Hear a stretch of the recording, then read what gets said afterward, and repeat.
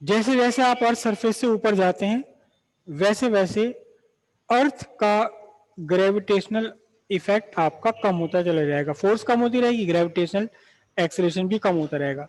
जैसे जैसे आप अर्थ सरफेस से ऊपर जा रहे हैं या अर्थ के सेंटर से जैसे जैसे आप दूर जा रहे हैं वैसे वैसे जी की वैल्यू कम होती चली जाएगी।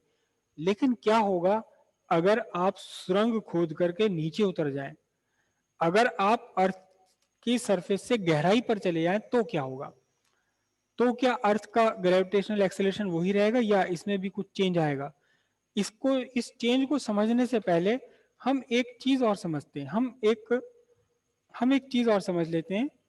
क्या समझते हैं? देखो, बड़ा बहुत ही बढ़िया वाला कंसेप्ट है ये, और ये किताबों में लिखा हुआ नहीं है। मैंने कहां से सीखा? नहीं, पूछो भाई, पूछो कहां से सीखा। अबे तुझे क्या, मेरे बच्चे मेरे पीछे मजाक बनाते हैं। अबे कहता रहा किताब में नहीं, किताब में। अबे तूने भी तो कहीं से सीखा होगा। ये कहता रहा किताब में नहीं, किताब। देखो समझो जरा क्या है, क्या कंसेप्ट है, समझ लेना, ध्यान से समझ लेना। एक बॉडी है ये जिसका मास है कैपिटल एम, एक बॉडी यहां रखी हुई जिसका मास है ये स्मॉल एम। ठीक है, इन दोनों के बीच में ग्रेविटेशनल एक्सेलरेशन है, gravitational force, not acceleration, gravitational force है। कितनी ग्रेविटेशनल फोर्स है? G m1 m upon R, whatever be the distance between them. इनके बीच में जो भी डिस्टेंस है ये आर है डिस्टेंस। ठीक है, ये ग्रेविटेशनल फोर्स है दोनों के बीच में। अच्छा, ये जो फोर्स है ये बॉडी की शेप, साइज, बॉडी की शेप, साइज और मटेरियल, या उसमें एक वर्ड मैंने यूज करा था पहले भी, क्या? Distribution, distribution of mass. Distribution of mass पे डिपेंड नहीं करता, इनमें से किसी पर भी डिपेंड नहीं करता। ना शेप पर डिपेंड करता बॉडीज की, ना साइज पर डिपेंड करता बॉडीज की, ना कि मटेरियल पर डिपेंड करता है, ये लोहे की बनी हुई है, पत्थर है, ये लकड़ी, इससे कोई फर्क नहीं। और डिस्ट्रीब्यूशन ऑफ मास, अब डिस्ट्रीब्यूशन ऑफ मास का मतलब क्या है? डिस्ट्रीब्यूशन ऑफ मास का मतलब क्या है, इसे एक बार ध्यान से समझ लीजिए। ये एक बॉडी है, ये बॉडी है जी सॉलिड। कहीं पर इसका सेंटर ऑफ मास होगा ना, ये इसका सेंटर ऑफ मास है, मैं इसे लिख रहा हूं सीएम, सेंटर ऑफ मास।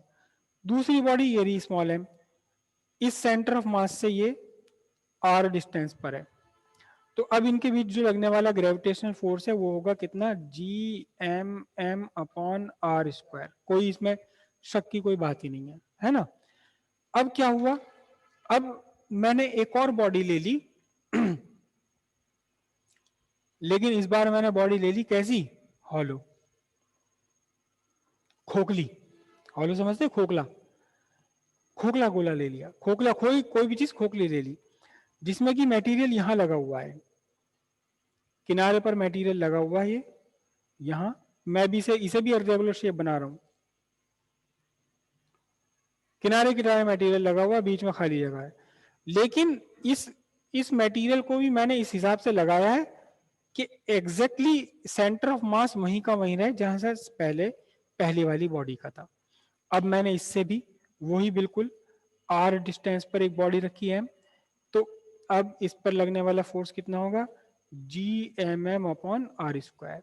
कोई फर्क ही नहीं पड़ता ग्रेविटेशनल फील्ड को, इस बात से कोई मतलब नहीं है कि बॉडी का शेप क्या है और बॉडी में डिस्ट्रीब्यूशन ऑफ मास क्या है। डिस्ट्रीब्यूशन ऑफ मास समझ गए आप? यहां डिस्ट्रीब्यूशन ऑफ मास है यूनिफॉर्म, एक ही तरफ सारा, हर जगह फैला हुआ ठोस। ये क्या है? ये है सॉलिड। हो सकता है ये सॉलिड लकड़ी हो, और हो सकता है ये सॉलिड पत्थर, वो लोहा हो, खोखला लोहा हो। वजन मास दोनों का बराबर हो गया, लेकिन ये खोखला है क्योंकि भारी होता है। तो खोखला होने के बाद भी हो सकता है इसका लकड़ी के बराबर के मास हो जाए, बिल्कुल हो सकता है। तो यहाँ डिस्ट्रीब्यूशन ऑफ मास बदल गया, यहाँ डिस्ट्रीब्यूशन ऑफ मास बदल गया। आप देख रहे हैं बीच में कुछ कैविटी बनी हुई है, खाली जगह बनी हुई है, और किनारों पर मास लगा हुआ है।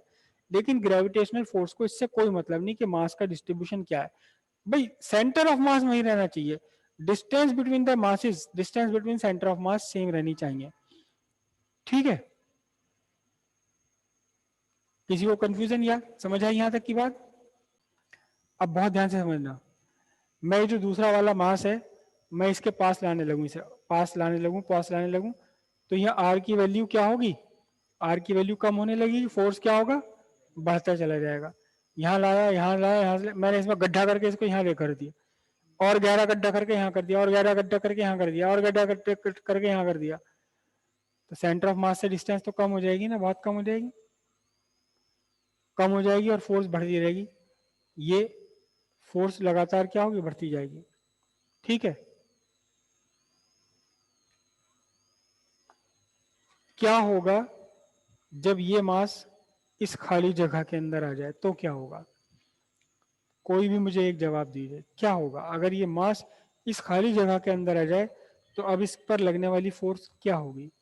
या ये मास खुद यही सेंटर ऑफ मास पे पहुंच जाए, ये वाला जो था पहली वाली, दूसरे वाला मास, दूसरे वाले का सेंटर ऑफ मास पहले वाले के सेंटर ऑफ मास पे पहुंच गया, ये यहाँ है कहीं पर दूर है लेकिन कैविटी के अंदर है, तो क्या होगा? क्या होगा बताओ?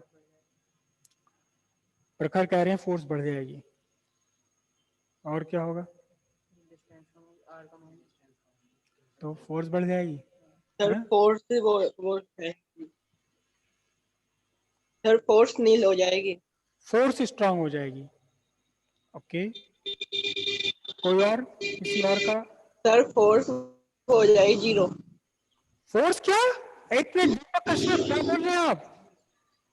फिर से बोलिए, जरा साफ साफ वर्डों में बोलिए।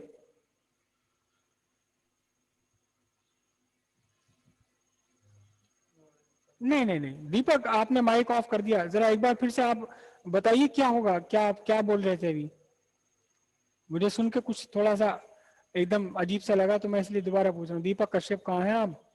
दीपक कश्यप माइक खोलिए अपना।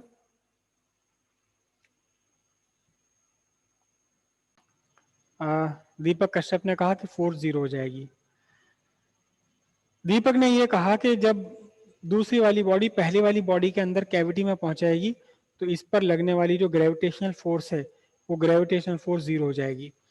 और वास्तव में ऐसा ही होगा, 0 ही हो जाएगी फोर्स। कैसे 0 हो जाएगी? बहुत ध्यान से समझना इसे, बहुत ध्यान से समझना। ये आपकी बॉडी है, ये आपका मास है, यहाँ डिस्ट्रीब्यूटेड है, ये पूरा का पूरा मास यहाँ डिस्ट्रीब्यूटेड, ये डिस्ट्रीब्यूटेड है, और दूसरी बॉडी जो यहाँ पहुंच गई इसके अंदर। अब जरा ध्यान से देखो तो सही, ये जो बाहर की बॉडी है, इसके हर पार्टिकल है, इसमें तो बहुत सारे पार्टिकल हैं। अब ये वाला जो मास है पार्टिकल है, ये इसे अपनी तरफ खींचेगा, ये वाला पार्टिकल इसे अपनी तरफ खींचेगा, ये पार्टिकल इसे अपनी तरफ खींचेगा, ये पार्टिकल यहाँ खींचेगा, ये पार्टिकल यहाँ खींचेगा, यहाँ खींचेगा, यहाँ खींचेगा।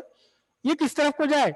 इस बॉडी में का मैं न जाऊं कहीं भी, चारों तरफ से मेरे ऊपर हल्ला मचा दिया, इधर उधर खींच रहे हो, तो इसके ऊपर नेट फोर्स कितनी हो जाएगी? 0।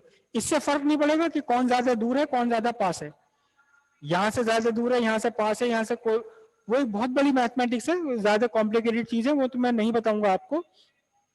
लेकिन जब एक बॉडी दूसरी बॉडी के अंदर चली गई, तो दूसरी वाली बॉडी का पहली वाली बॉडी पर नेट ग्रेविटेशनल फोर्स 0 हो जाएगा, क्योंकि इसका, इस बॉडी का हर एक पार्टिकल इसे अपनी तरफ खींच रहा है, नेट अट्रैक्शन 0 हो जाएगा। क्लियर हो गई? अनिल किसने बताया था? दीपक कश्यप। आपने बिल्कुल सही बताया था, लेकिन फिर आप घबरा गए।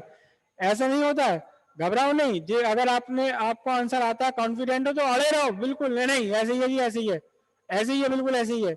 मुझे नहीं पता कैसे है, लेकिन ऐसे ही है, अड़े रहो बिल्कुल पक्का। ठीक है, अब इसका क्या इफेक्ट होगा यहां पर? अगर आप सुरंग खोद के अंदर चले जाए, तो ये वाला इफेक्ट यहां अंदर काम में आएगा। अब हम कल इसे डिस्कस करेंगे कि सुरंग खोद के नीचे उतर जाए सरफेस से, तो ग्रेविटेशनल एक्सीलरेशन पर क्या इफेक्ट पड़ता है। ओके।